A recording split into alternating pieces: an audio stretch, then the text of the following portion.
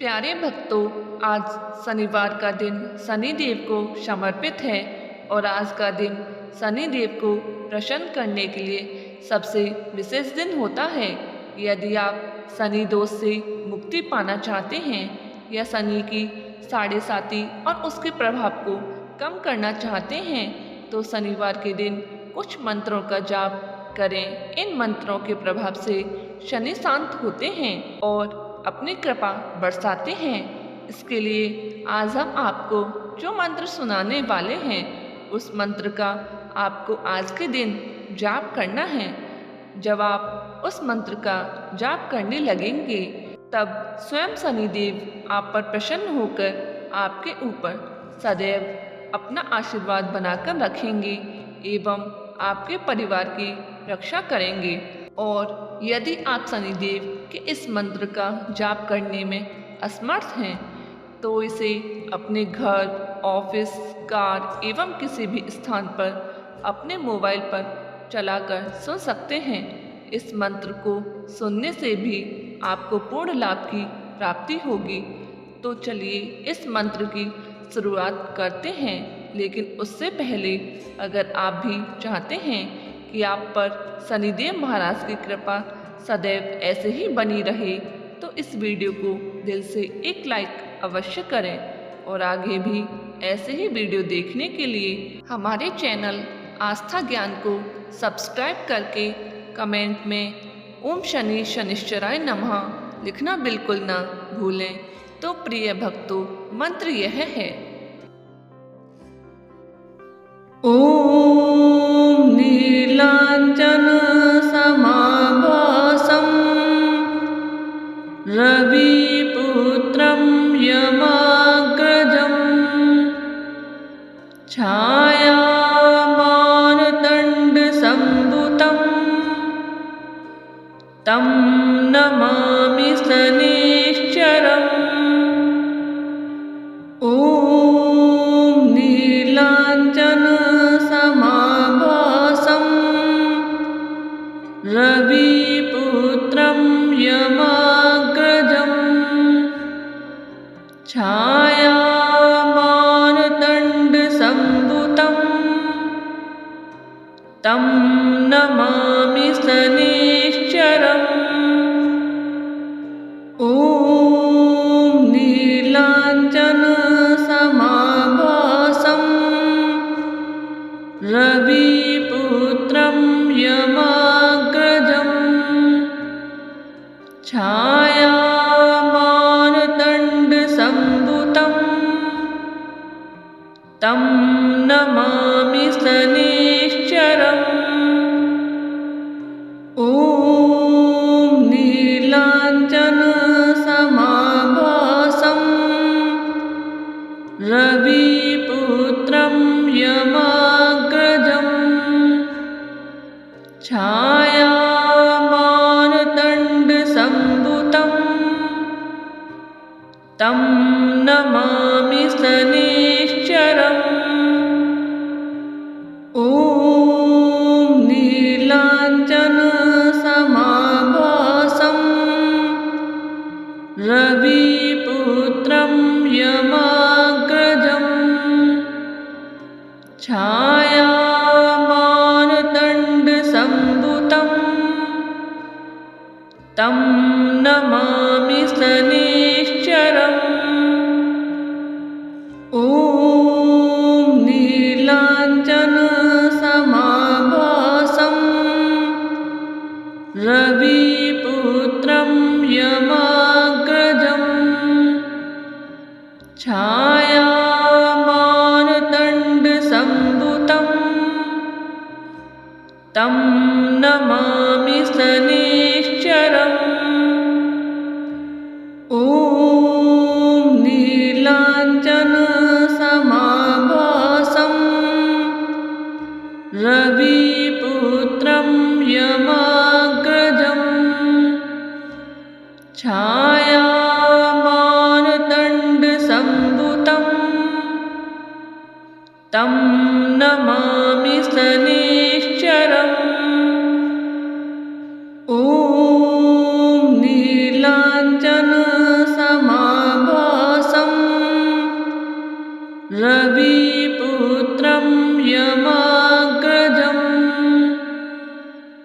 छायामानदण्डसम्भुतं तं नमामि शनैश्चरम्। ॐ नीलाञ्जनसमाभासं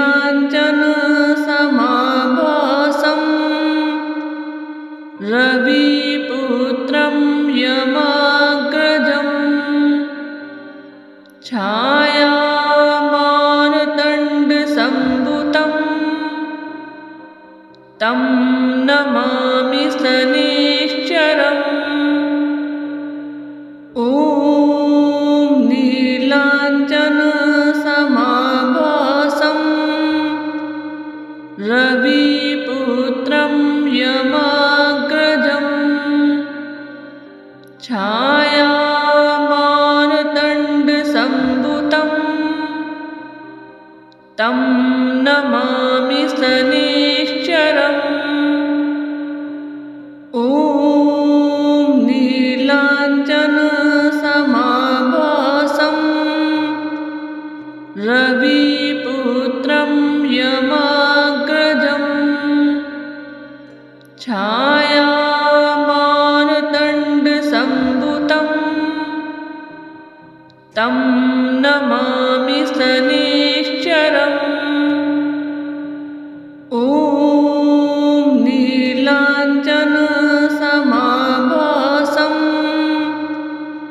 रविपुत्रं यमाग्रजम् छायामानदण्डसम्भुतं तं नमामि शनैश्चरम्।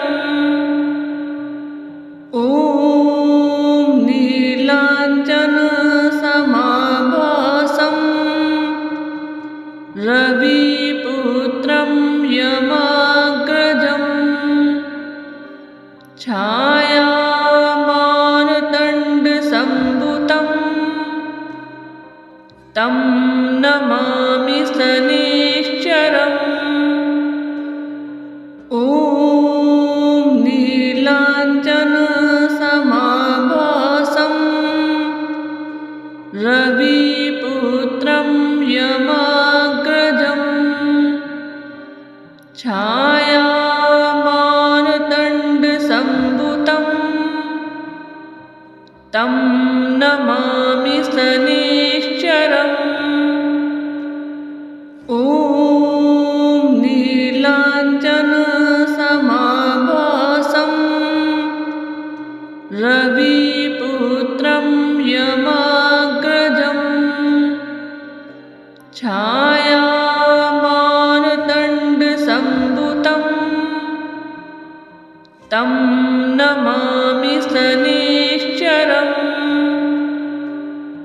ॐ नीलाञ्जनसमाभासं रविपुत्रं यमाग्रजम् छायामानदण्डसम्भुतं तं नमामि शनैश्चरम्। ॐ नीलाञ्जनसमाभासं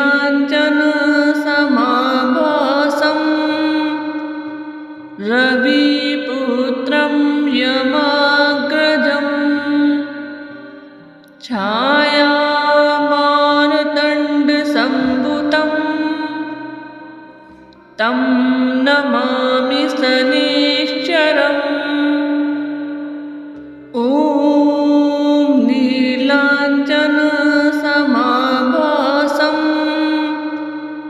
रविपुत्रं यमाग्रजम् छायामानदण्डसम्भुतं तं नमामि शनैश्चरम्।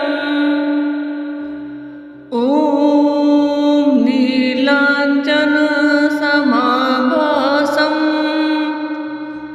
रविपुत्रं यमाग्रजम्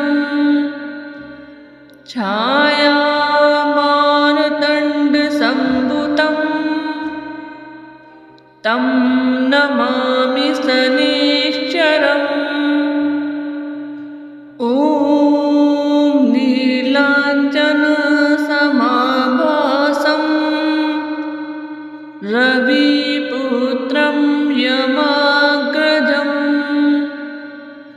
छायामार्तण्डसम्भुतं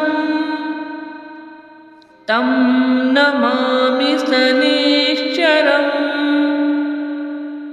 ॐ नीलाञ्जनसमाभासं रविपुत्रं यमाग्रजम् छायामार्तण्डसम्भुतं तं नमामि शनैश्चरम्। ॐ नीलाञ्जनसमाभासं रविपुत्रं यमाग्रजम् छायामार्तण्डसम्भुतं तं नमामि शनैश्चरम्। ॐ नीलाञ्जनसमाभासं रविपुत्रं यमाग्रजम् छायामार्तण्डसम्भुतं तं नमामि शनैश्चरम्। ॐ नीलाञ्जनसमाभासं रविपुत्रं यमाग्रजम् छायामार्तण्डसम्भुतं तं नमामि शनैश्चरम्। ॐ नीलाञ्जनसमाभासं रविपुत्रं यमाग्रजम् छायामार्तण्डसम्भुतं तं नमामि शनैश्चरम्।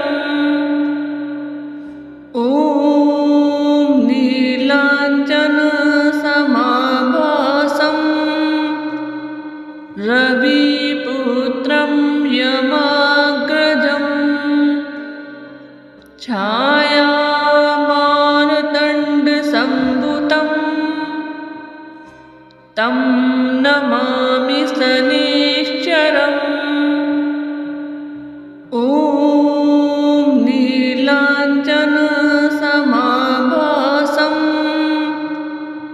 रविपुत्रं यमाग्रजम् छायामार्तण्डसम्भुतं तं नमामि शनैश्चरम्। ॐ नीलाञ्जनसमाभासं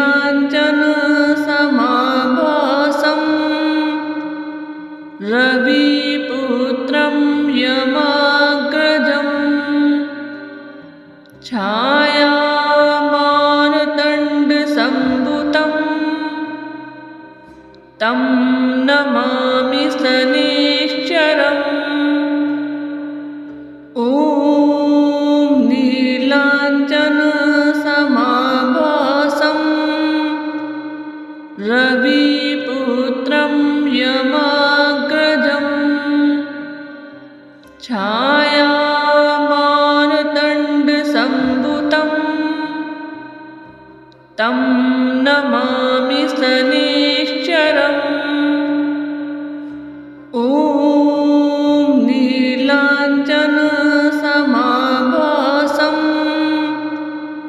रविपुत्रं यमाग्रजम् छायामार्तण्डसम्भुतं तं नमामि शनैश्चरम्। ॐ नीलाञ्जनसमाभासं रविपुत्रं यमाग्रजम् छायामार्तण्डसम्भुतं तं नमामि शनैश्चरम्।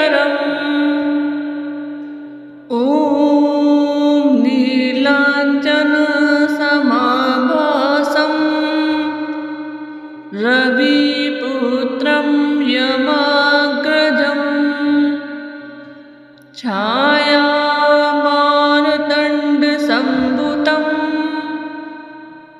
तं नमामि शनैश्चरम्। ॐ नीलाञ्जनसमाभासं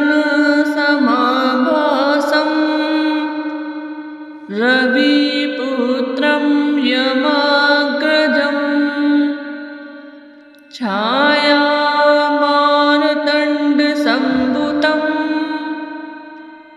तं नमामि शनैश्चरम्। ॐ नीलाञ्जनसमाभासं रविपुत्रं यमाग्रजम् छायामानदण्डसम्भुतं तं नमामि शनैश्चरम्। ॐ नीलाञ्जनसमाभासं रविपुत्रं यमाग्रजम् छायामानदण्डसम्भुतं तं नमामि शनैश्चरम्। ॐ नीलाञ्जनसमाभासं रविपुत्रं यमाग्रजम् छायामानदण्डसम्भुतं तं नमामि शनैश्चरम्। ॐ नीलाञ्जनसमाभासं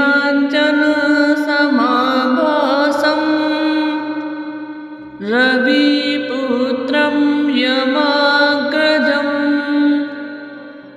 छायामानदण्डसम्भुतं तं नमामि शनैश्चरम्। ॐ नीलाञ्जनसमाभासं रविपुत्रं यमाग्रजम् छायामानदण्डसम्भुतं तं नमामि शनैश्चरम्। ॐ नीलाञ्जनसमाभासं रविपुत्रं यमाग्रजम् छायामानदण्डसम्भुतं तं नमामि शनैश्चरम्। ॐ नीलाञ्जनसमाभासं रविपुत्रं यमाग्रजम् छायामानदण्डसम्भुतं तं नमामि शनैश्चरम्। ॐ नीलाञ्जनसमाभासं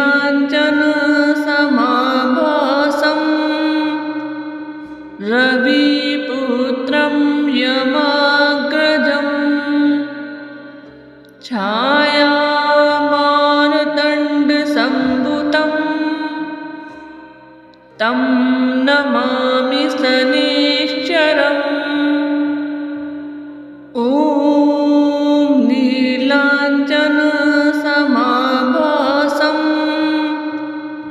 रविपुत्रं यमाग्रजम् छायामानदण्डसम्भुतं तं नमामि शनैश्चरम्। ॐ नीलाञ्जनसमाभासं रविपुत्रं यमाग्रजम् छायामानदण्डसम्भुतं तं नमामि शनैश्चरम्।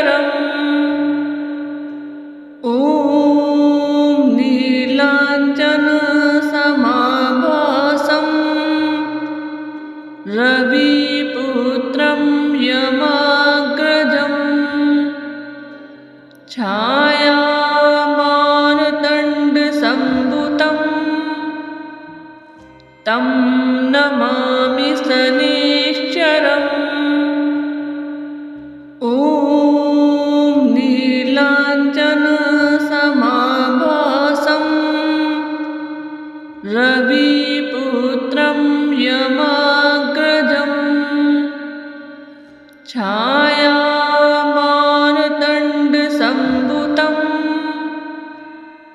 तं नमामि शनैश्चरम्। ॐ नीलाञ्जनसमाभासं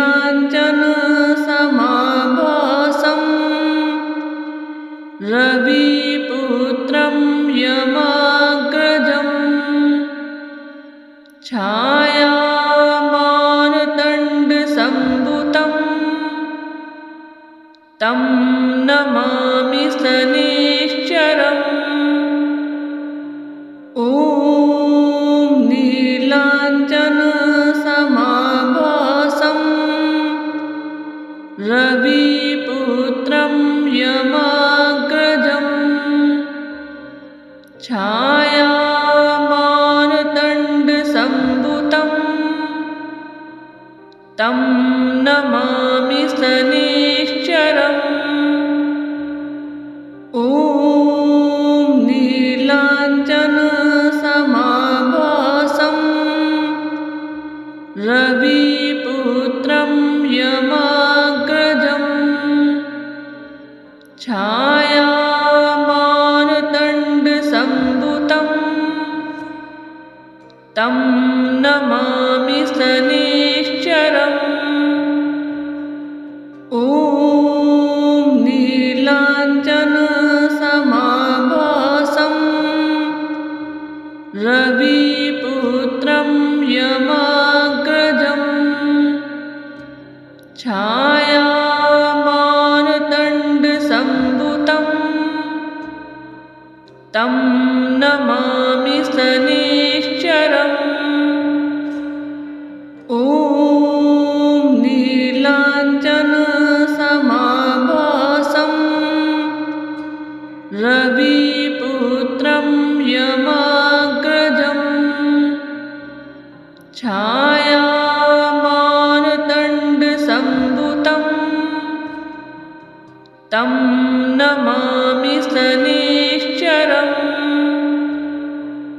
ॐ नीलाञ्जनसमाभासं रविपुत्रं यमाग्रजम् छायामार्तण्डसम्भुतं तं नमामि शनैश्चरम्। ॐ नीलाञ्जनसमाभासं रविपुत्रं यमाग्रजम् छायामार्तण्डसम्भुतं तं नमामि शनैश्चरम्। ॐ नीलाञ्जनसमाभासं रविपुत्रं यमाग्रजम् छायामार्तण्डसम्भुतं तं नमामि शनैश्चरम्। ॐ नीलाञ्जनसमाभासं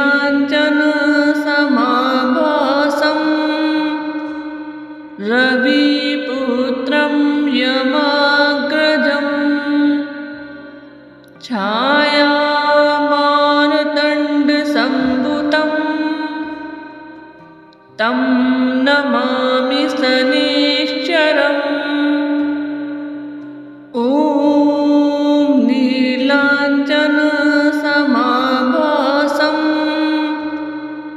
रविपुत्रं यमाग्रजम् छायामार्तण्डसम्भुतं तं नमामि शनैश्चरम्। ॐ नीलाञ्जनसमाभासं रविपुत्रं यमाग्रजम् छायामार्तण्डसम्भुतं तं नमामि शनैश्चरम्।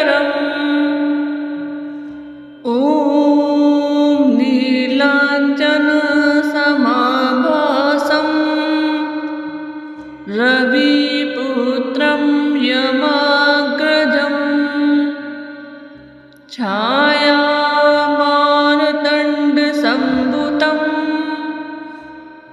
तं नमामि शनैश्चरम्। ॐ नीलाञ्जनसमाभासं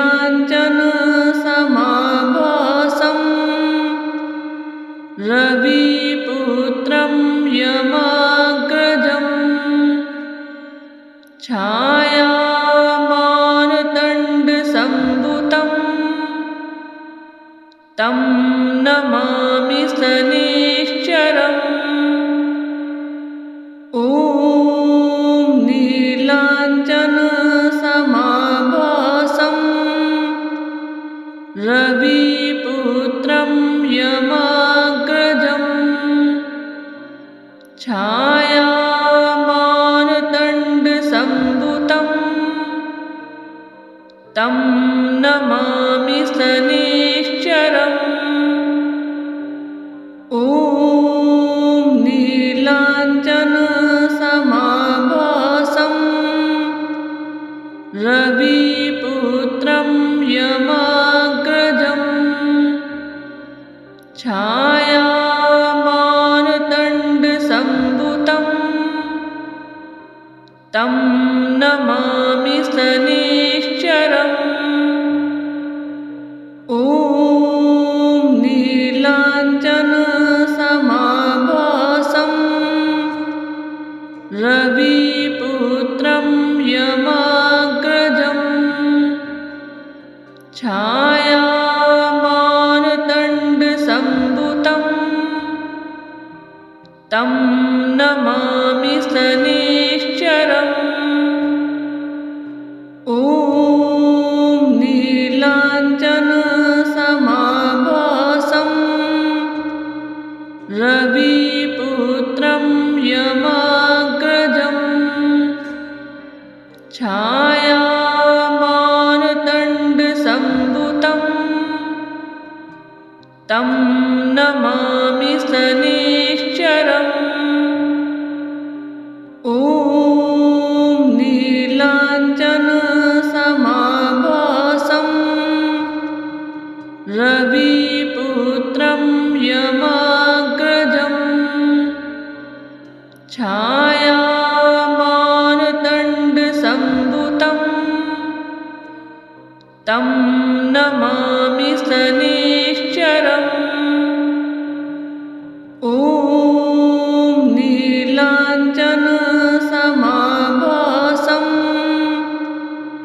रविपुत्रं यमाग्रजम् छायामानदण्डसम्भुतं तं नमामि शनैश्चरम्। ॐ नीलाञ्जनसमाभासं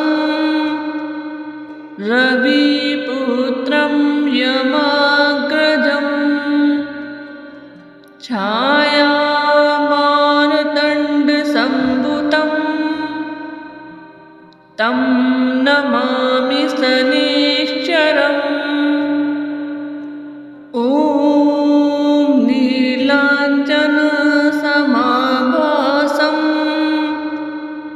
रविपुत्रं यमाग्रजम् छायामानदण्डसम्भुतं तं नमामि शनैश्चरम्। ॐ नीलाञ्जनसमाभासं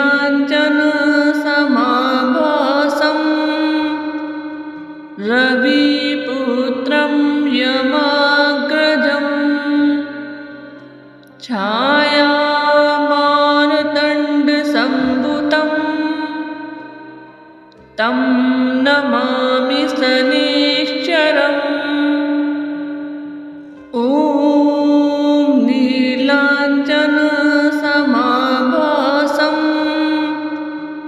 रविपुत्रं यमाग्रजम् छायामानदण्डसम्भुतं तं नमामि शनैश्चरम्।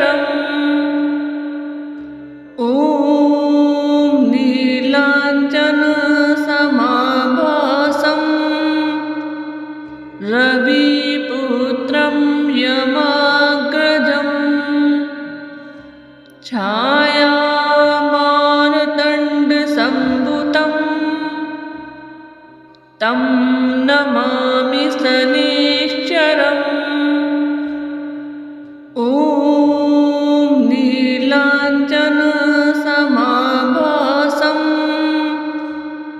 रविपुत्रं यमाग्रजम् छायामार्तण्डसम्भुतं तं नमामि शनैश्चरम्। ॐ नीलाञ्जनसमाभासं रविपुत्रं यमाग्रजम् छायामार्तण्डसम्भुतं तं नमामि शनैश्चरम्। ॐ नीलाञ्जनसमाभासं रविपुत्रं यमाग्रजम्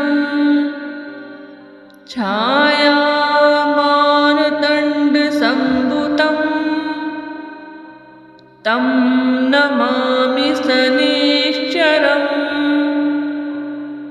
ॐ नीलाञ्जनसमाभासं रविपुत्रं यमाग्रजम् छायामार्तण्डसम्भुतं तं नमामि शनैश्चरम्। ॐ नीलाञ्जनसमाभासं रविपुत्रं यमाग्रजम् छायामार्तण्डसम्भुतं तं नमामि शनैश्चरम्। ॐ नीलाञ्जनसमाभासं रविपुत्रं यमाग्रजम् छायामार्तण्डसम्भुतं तं नमामि शनैश्चरम्।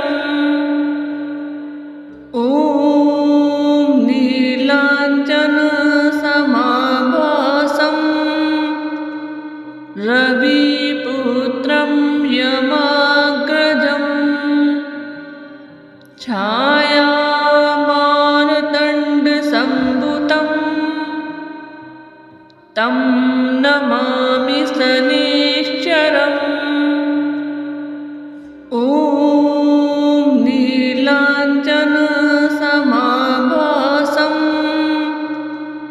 रविपुत्रं यमाग्रजम् छायामार्तण्डसम्भुतं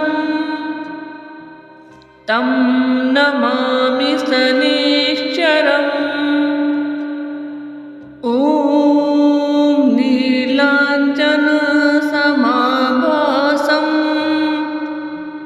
रविपुत्रं यमाग्रजम् छायामार्तण्डसम्भुतं तं नमामि शनैश्चरम्।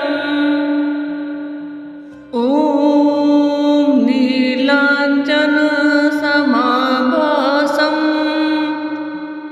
रविपुत्रं यमाग्रजम् छायामार्तण्डसम्भुतं तं नमामि शनैश्चरम्। ॐ नीलाञ्जनसमाभासं रविपुत्रं यमाग्रजम् छायामार्तण्डसम्भुतं तं नमामि शनैश्चरम्।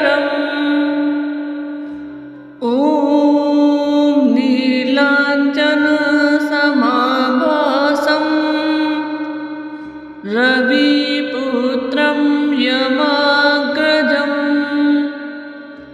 छायामार्तण्डसम्भुतं तं नमामि शनैश्चरम्। ॐ नीलाञ्जनसमाभासं रविपुत्रं यमाग्रजम् छायामार्तण्डसम्भुतं तं नमामि शनैश्चरम्। ॐ नीलाञ्जनसमाभासं रविपुत्रं यमाग्रजम् छायामार्तण्डसम्भुतं तं नमामि शनैश्चरम्। ॐ नीलाञ्जनसमाभासं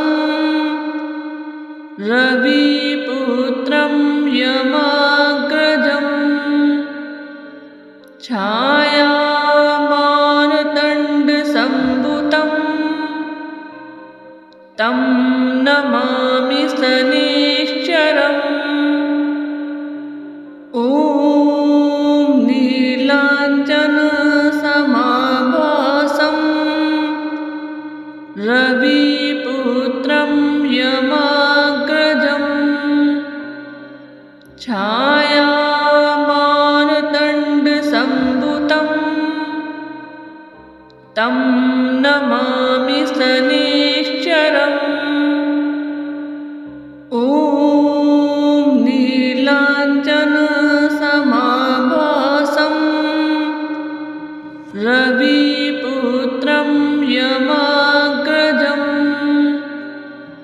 छायामार्तण्डसम्भुतं तं नमामि शनैश्चरम्। ॐ नीलाञ्जनसमाभासं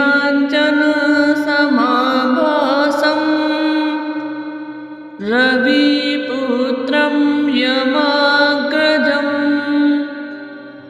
छायामार्तण्डसम्भुतं तं नमामि शनैश्चरम्।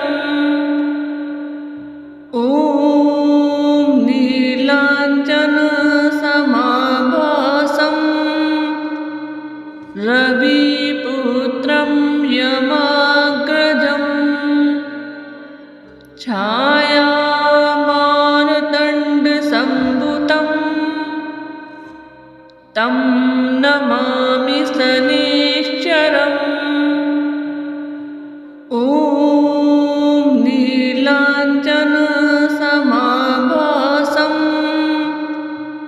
रविपुत्रं यमाग्रजम् छायामार्तण्डसम्भुतं तं नमामि शनैश्चरम्। ॐ नीलाञ्जनसमाभासं रविपुत्रं यमाग्रजम् छायामार्तण्डसम्भुतं तं नमामि शनैश्चरम्। ॐ नीलाञ्जनसमाभासं रविपुत्रं यमाग्रजम् छायामार्तण्डसम्भुतं तं नमामि शनैश्चरम्।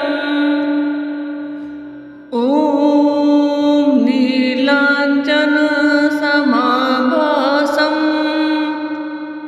रविपुत्रं यमाग्रजम् छायामार्तण्डसम्भुतं तं नमामि शनिश्चरम्। ॐ नीलाञ्जनसमाभासं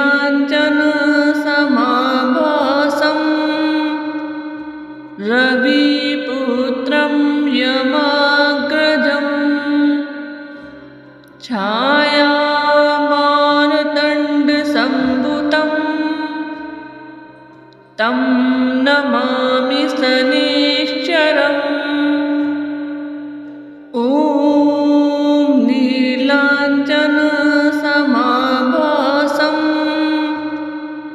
रविपुत्रं यमाग्रजम् छायामार्तण्डसम्भुतं तं नमामि शनिश्चरम्। ॐ नीलाञ्जनसमाभासं रविपुत्रं यमाग्रजम् छायामार्तण्डसम्भुतं तं नमामि शनिश्चरम्। ॐ नीलाञ्जनसमाभासं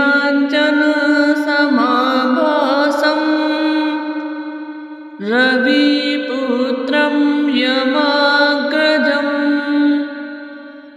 छायामार्तण्डसम्भुतं तं नमामि शनिश्चरम्। ॐ नीलाञ्जनसमाभासं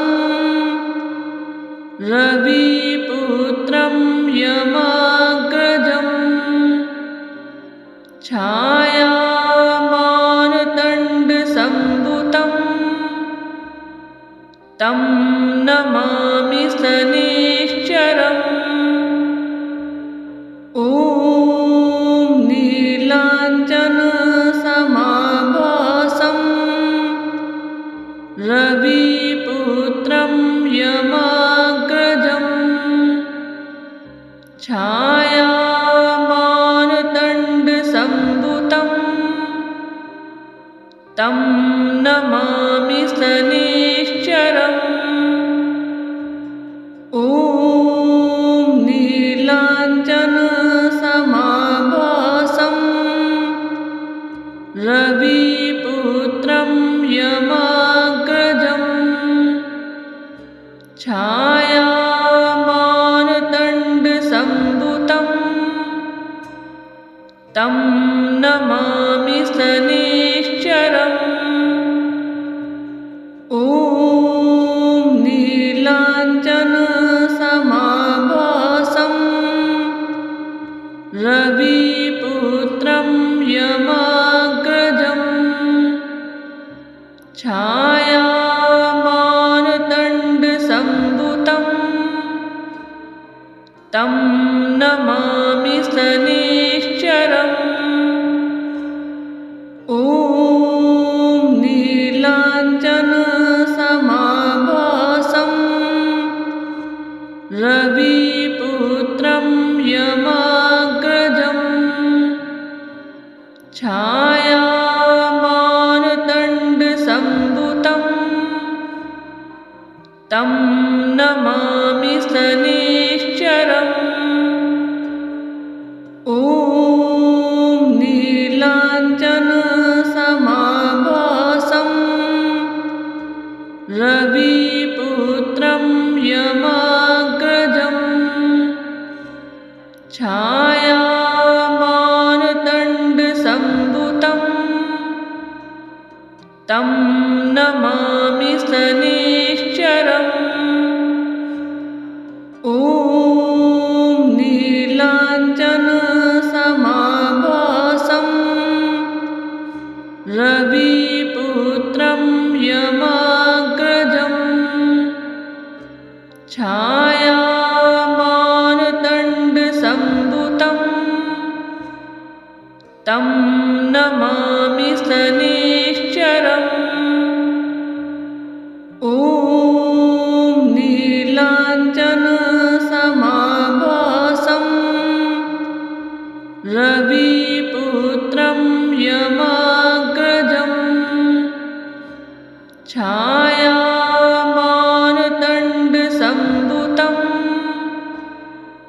तं नमामि शनैश्चरम् ॐ नीलाञ्जनसमाभासं रविपुत्रं यमाग्रजम्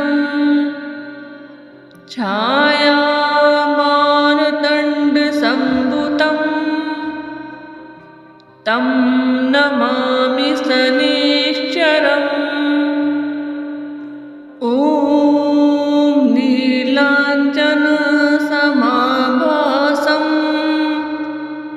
रविपुत्रं यमाग्रजम्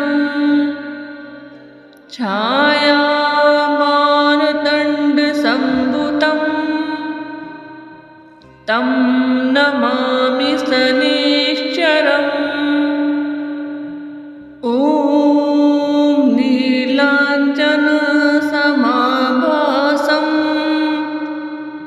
रविपुत्रं यमाग्रजम्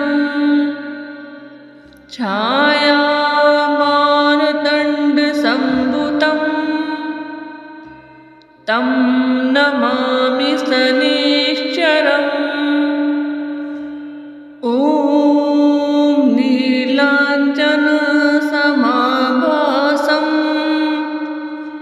रविपुत्रं यमाग्रजम्